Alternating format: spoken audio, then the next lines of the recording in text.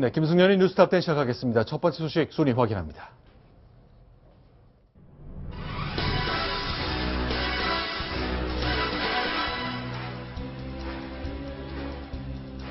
네, 오늘 뉴스탑 10 첫머리는 특조위원 그리고 위원장 모시고 얘기 나눠보겠습니다. 뉴스탑 10에 특별히 나오셨습니다. 자, 최순실 씨 어제 이야기로 집중적으로 들어가 보겠습니다. 자, 의원들이 어제 그랬더군요. 최순실 씨를 직접 봤거든요. 과연 그를 보고 깜짝 놀란 이유가 있을 것 같습니다. 먼저 김성태 위원장께 좀 질문 드리고 싶습니다. 최순실 씨가 지난 몇 달 동안 우리나라를 들었다 놨다 했지 않습니까? 그렇습니다. 어제 직접 만나셨는데 어떠셨어요? 사실상 어제 한 2시간 반 정도 네. 서울구치소 수감동에서 네. 직접 최순실 씨를 봤는데 정말 저분이 대한민국 국정을 농단한 네. 정말 실제 주인공이 맞나 할 정도로 네. 첫째는 너무 왜소했어요. 사람 네. 물론 외모 가지고 이야기할 건 아닙니다. 네. 너무 애소한 체격에 또 그동안 수감 생활과 또 검찰 수사 이런 여러 가지 심적 압박 이런 여러 가지 요인 때문에 네. 상당히 제가 TV 화면상으로 이렇게 보는 그런 최순실 씨가 아니었어요. 네. 아주 그냥 좀 수척했고 네. 그럼에도 여전히 그 눈매는 하나도 변화가 없었어요. 어떠셨습니까? 당당했습니다. 당당했다. 예. 감추려고는 했지만 저는 네. 그걸 읽을 수 있었고요. 네. 대통령하고 맞짱 뜨고 네. 장차관 정도는 우습게 하는 사람 아니었습니까? 네. 그러나 자기가 처지가 그런 네. 상황이니까 네. 조금 난감해하는 그런 네. 분위기였죠. 지금 화면에 보시는 것처럼 저런 사진이었는데 어떻습니까? 저 장면은 이제 다른 구치소고요. 네. 자, 그런데 전 궁금한 게 최순실 씨가 도대체 어떤 점 때문에 대통령의 마음을 그렇게 사로잡았는지 그런 게 좀 느껴지셨습니까? 저는 개인적으로 봤을 때 네. 최순실 씨가 그렇게 정말 대통령의 정책 자문을 할 수 있을 정도로 그런 이 비선 라인으로 이렇게 네. 슬기롭과 지혜로움을 이렇게 갖춘 그런 어떤 네. 책사 네. 이거는 전혀 아니었다. 네. 정말 박근혜 대통령이 그 많은 대한민국 5천만 국민 중에 만나도 왜 저 사람을 하필 만났을까 네. 하는 그런 생각이 들었어요. 그러니까 이 사람에 의해서 과연 이 사람이 그 많은 박근혜 정권의 인사를 추천하고 네. 그 인사를 통해서 네. 대한민국 국가 운영에 어떤 도움도 주지 못했을 네. 거라는 그런 확신을 가졌어요. 네. 자, 그러면 보겠습니다. 지금 이 장면인데요. 예. 김한정 의원께서는 비교적 가까이 앉으셨습니까? 좀 가까이 보시니까 표정의 변화랄까, 답변하고 그럴 때 자세랄까, 어떠셨어요? 그날 사실 우리 국회의원들끼리 좀 작전을 짰어요. 네. 최순실 씨가 입을 잘 안 열려 할 거다. 네. 그래서 여성위원 2분을 전면 배치를 했습니다. 손혜원 근데 이게 의원? 별로 소득이 없었어요. 이 2분이 워낙 호랑이 의원들이 주셔가지고. 그래서 네. 우리 황영철 의원하고 저하고가 네. 먼저 시작을 했죠. 네. 그래서 황영철 의원이 자기가 고향이 강원도다. 네. 최순실 씨도 본 적이 그 강원도 그렇죠. 아니냐. 이렇게 말문을 이제 열어냈죠. 네. 저는 저대로 노력은 했는데 처음에 예상대로 아주 거의 묵비하다시피 네. 자기는 할 말이 없다. 네. 이런 아주 단단한 태도로 나왔는데 네. 시간이 조금 흘러가면서 그래도 말문을 열기 시작했습니다. 네. 그런데 그동안 계속 봤던 게 공황장애를 공황장애라고 쓰고 심신이 피폐했다 이것도 회피해 이렇게 쓰고 그랬거든요. 예. 뭔가 좀 어법이 안 맞고 대화할 때 진짜 그런 게 좀 보였어요. 제가 국조위원장으로서 이제 네. 2번에 걸친 최순실의 불출석 사유서를 네.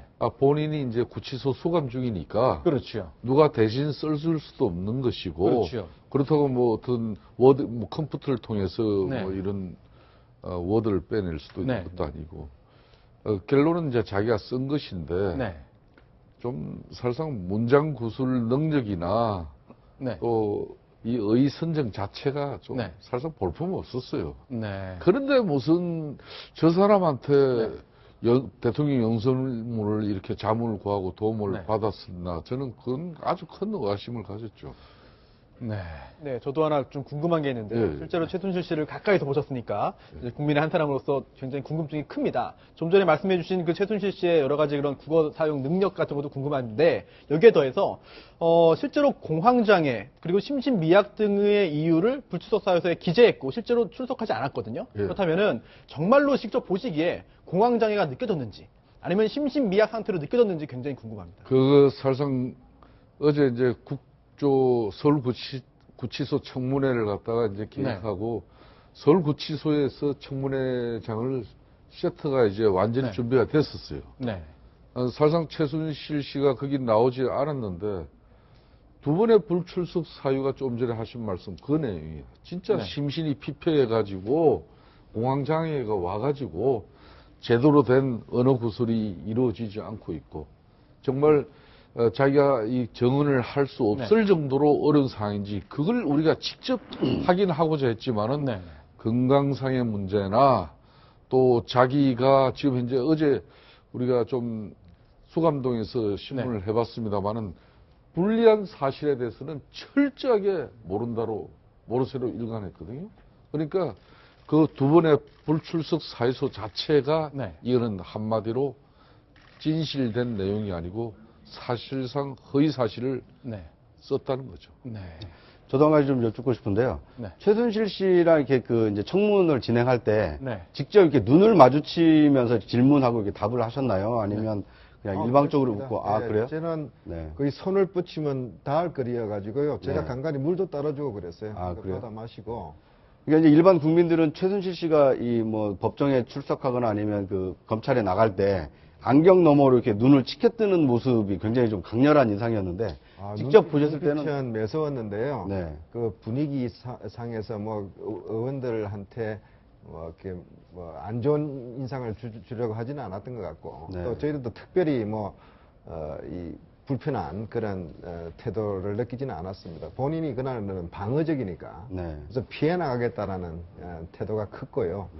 저는 눈빛은 살아있더라 네. 이렇게 말씀을 드리고 싶습니다. 저도 한 가지 여쭙겠습니다. 네. 그 의원님들도 사실상 뭐 논두렁 경기 정도는 받고 이렇게 의원이 되셨는데 선수가 선수를 알아본다고 네. 160cm도 안 되는 단신이긴 하고 왜소한 체구이긴 하나 최순실 씨가 어떤 답변을 할 때 이 사람이 국정농단을 실제로 했을지도 모르겠다라고 하는 강한 확신 같은 거 드셨는 대목이 있었는지 한번 여쭤보고 싶습니다. 어제 말이에요. 결정적인 게 태블릿 PC에 대해서는 사실상 또렷또렷하게 네. 최순실 씨의 어제 2시간 반에 대한 이 정언은 네. 사실상 위원장인 저는 이렇게 좀 중심에 앉았는데 저는 거의 안 들릴 정도예요. 아, 목소리가 굉장히 작았습니까? 거의 그냥 아주 작은 목소리로 네. 심지어 중얼거리는 그런 답변을 했어요. 네. 그런데 이 태블릿 PC 부분만에 대해서는 또렷또렷하게 꽤 큰 목소리로 네.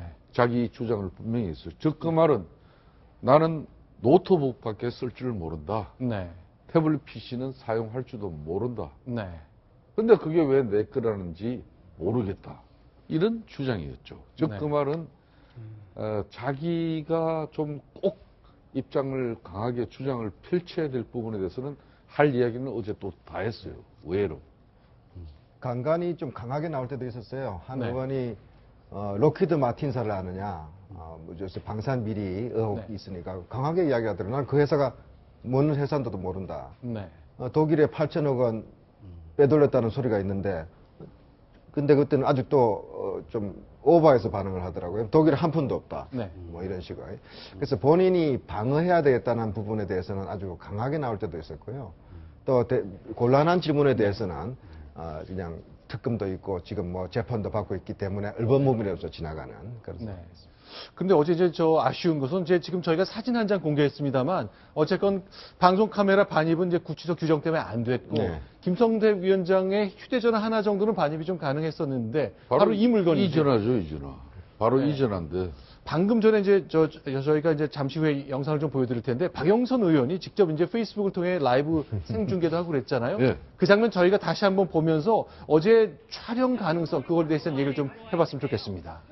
저희가 지금 최순실을 아직도 못 만나고 있어요. 그리고 이 바깥에는 지금 국회의원을 갖다가 못 들어가게 이 서울구치소가 지금 최순실 보호소가 문 뒤로 최순실 씨가 와 있는데 지금 이 서울구치소 소장과 법무부 차관이 못 만나게 해서 지금 못 만나고 있습니다. 왜 최순실 씨는 청문회 안 나오려고 할까요?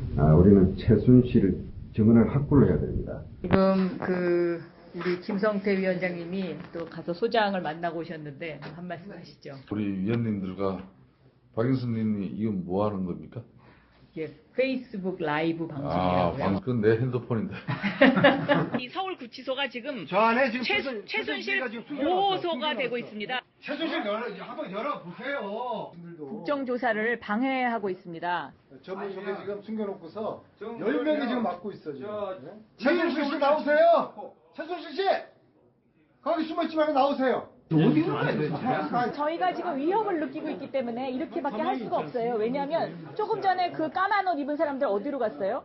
그 까만 옷 입은 사람들 왜 그러십니까? 자, 이제 김성태 위원장께서는 그동안 이제 청문회 계속 진행되고 있는 사회를 보셔가지고 저도 오늘 들었는데 MC 성태라는 별명을 최근에 얻으셨다고 들었습니다. 그러면요, 최순실 씨 저렇게 만나셨는데 앞으로 특위를 다시 한번 열어서 최순실 씨 결국 국회에 나오도록 할 계획이 좀 있으세요? 사실상 어제 서울구치소에서 청문회장을 이렇게 준비한 곳에 최순실 증인이 결국 못 나오겠다 해서 이루어지지 못했죠. 그래서 이제 다시 의결을 하고 수감동까지 들어가는 결정을 했습니다. 그런데 이제 중요한 것은 본인 자신이 수감동 안에서도 국민을 대표하는 우리 국회의원들이 국민들의 이 알권리 차원에서도 국정조사를 우리가 책임감 있게 진행시키고자 했고 그렇게 진행을 했습니다만 끝까지 우리를 만나는 것을 거부했어요. 그러니까 법무부 교정본부장과 또 서울구치소장이 최종적으로 합의한 것은 ENG 카메라 한 대와 저 핸드폰 이거예요. 이걸 가지고 가기로 됐었는데 그렇게 약속해서 이걸 저는 지참하고 들어갔어요. 막상 들어가고 난 이후에는 법무부가 입장이 확 달라집니다. 최순실 씨 본인이 어떠한 자기의 모습이 영상물로 이렇게 나가는 것은 화면으로 나가는 것은 자기는 허용하지 않겠다. 뭐 그런 입장이었어요. 그래서 이제 사실상 박영선 의원이 역시 아나운서 출신이라 바로 현장 중계가 가능하더군요. 우리 김한정 의원은 뭐 거기서 또 사실상 이분이 참 휴머니스트예요. 야당 의원이고 뭐 이번 국정 청문위원으로서 엄청나게 정인들에게 호통도 치고 송곳 같은 질문을 하셔가지고 위원장님 저도 야 초선 의원이 저렇게 할 수 있나 저 대단한 평가를 해요. 사실 옆에 있다고 해라. 그런데 그날 최순실 정의는 어렵게 1시간 반을 저렇게 대치하고 난 이후에 개우 공간에서 최순실을 보게 되는데 유치원에 다니는 아이들 비유 맞춰가면서 쉽게 말하면 신문을 했어요. 그런데 유일하게 우리 김한정 의원이 최순실 정인에게 물도 이렇게 따라주면서 답변을 이렇게 계속 유도하는 모습. 역시 청와대에 근무하신 분이 좀 달랐습니다.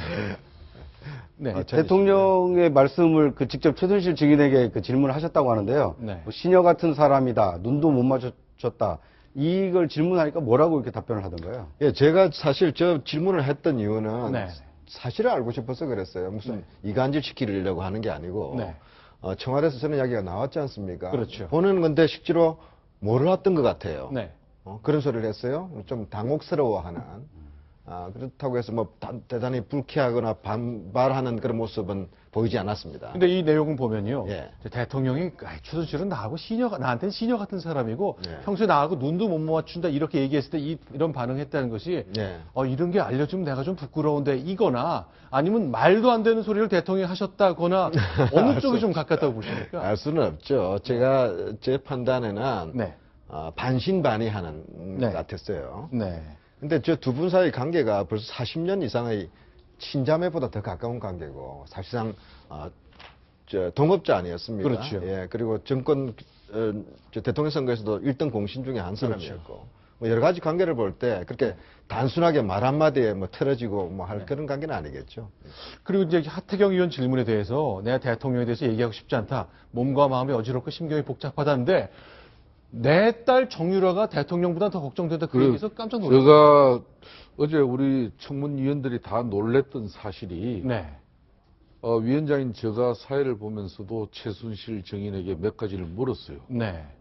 최순실 씨 본인이 죽어서라도 네. 만일 죽어서라도 대통령이 살아날 수 있는 길이 있다면은 네. 본인 죽을 수 있겠냐? 그렇죠. 제가 그 질문을 했어요. 네. 대답을 안 했어요. 대답을 그리고, 아예 안 했. 그리고 네. 심지어 딸 정유라와 박근혜 대통령 누가 더 소중하냐? 네. 그랬을 때 네. 딸 정유라를 이야기했어요.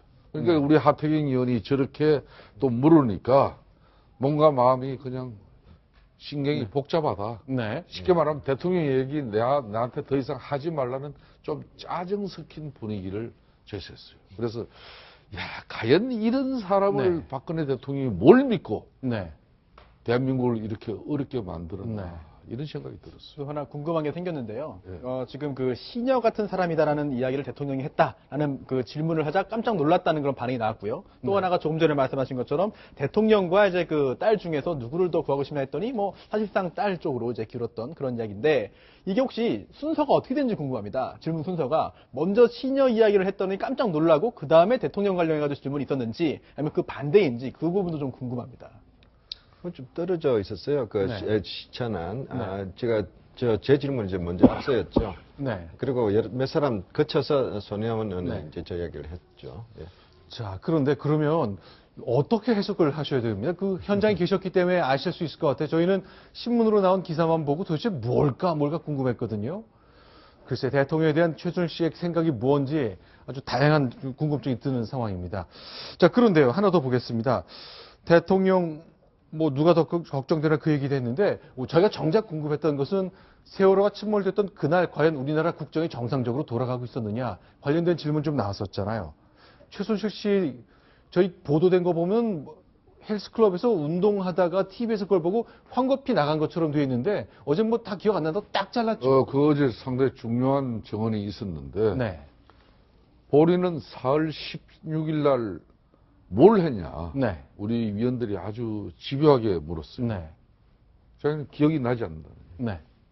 어제 일도 제대로 기억을 못 하는데 네. 그때 일을 어떻게 내가 기억하느냐. 정확한 거예요. 이걸 이제 우리 김한정 의원께서도 네. 확인을 하고 아니 불과 얼마 되지 않은 그 사실을 기억하지 못하느냐. 네. 뭐 좀 다그친 적도 있죠. 세월호라는 단어 자체에 좀 짜증스러운 반응을 보이는 느낌을 좀 받았어요. 아하. 예, 자기는 도저히 언급하고 싶지가 않다라는 네. 그런 무의식적인 반응들이 나왔던 것으로. 혹시 그날 그러면은 헬스클럽에서 운동을 했는지 여부에 대한 질문도 혹시 구체적으로 있었나요? 그건 구체적인 질문은 그 헬스장 이야기는 없었어요. 예. 네.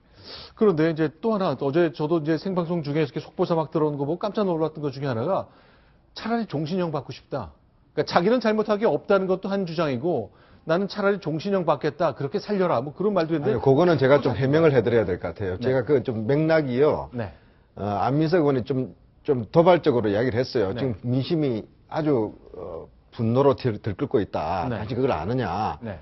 정신이라도 쳐야 된다는 그런 네.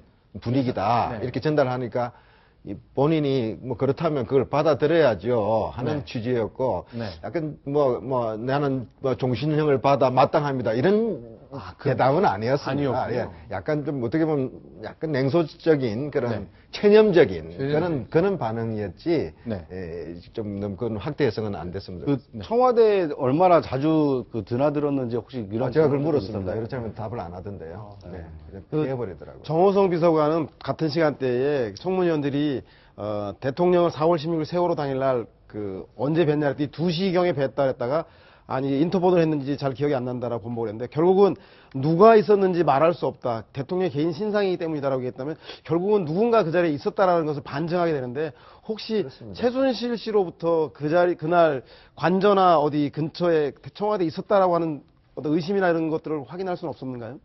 의혹은 있지만 확정된 건 없고요.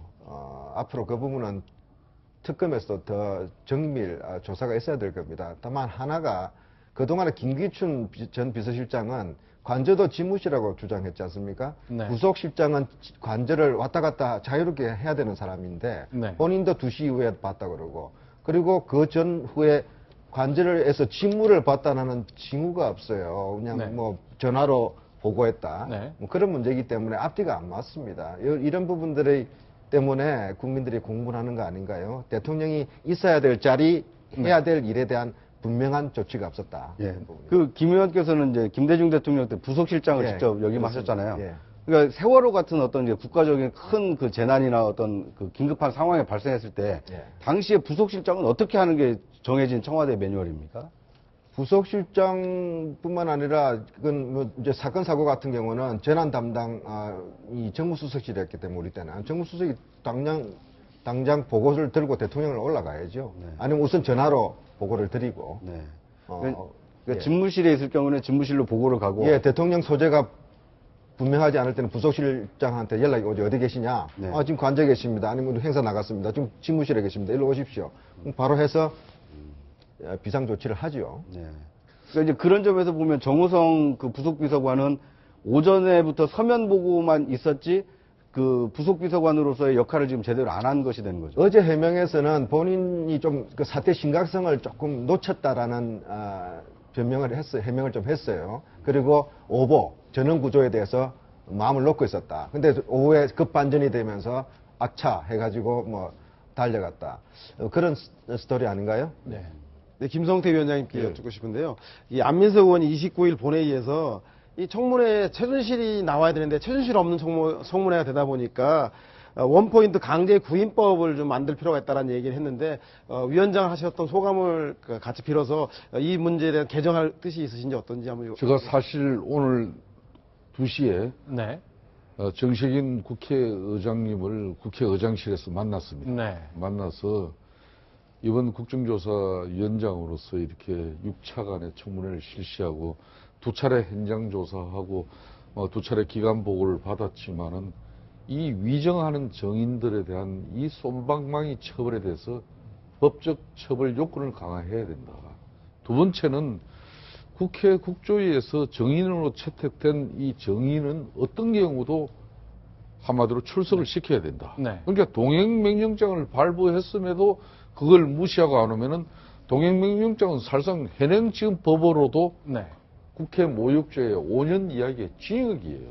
사법부에서 지금까지 이걸 제대로 네. 실행을 살린 적이 없기 때문에 그냥 벌금 얼마 때리고 마니까 이걸 우습게 본 건데 그래서 오늘 국회의장님께 우리 특위가 원포인트 위원회를 만들어서 의결을 해서 의장님에게 올리겠습니다. 즉 그 말은 국회 경호관들이 네.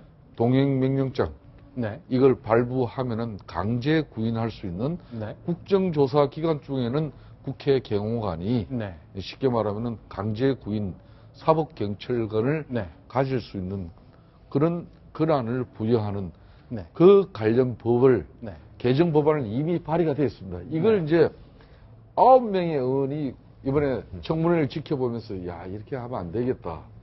그래서 9명의 동료인들이 법안을 다 같이 발의했어요. 네. 근데 다 내용은 조금씩 다릅니다. 이걸 이제 병합 심사해가지고 네. 하나의 법안으로 정리하려면 많은 시간이 걸려요. 네. 그래서 국회의장님이 네.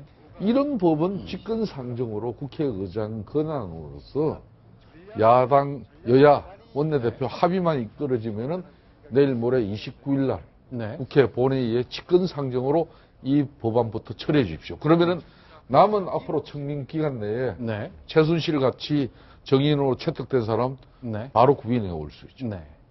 자, 그런데 이제 지금 말씀하셨다시피 이제 위증하는 사람, 나오지 않는 사람, 이런 사람들이 이제 진실 규명에 한 발 한 발 다가서는 것을 막는 일이 될 것 같은데, 예. 과연 실제 현장에서 질문했던 분들의 의견도 잠시 후에 좀 들어보도록 하겠습니다. 자, 다음 소식 넘어가는데 순위 확인하고 다시 돌아오겠습니다.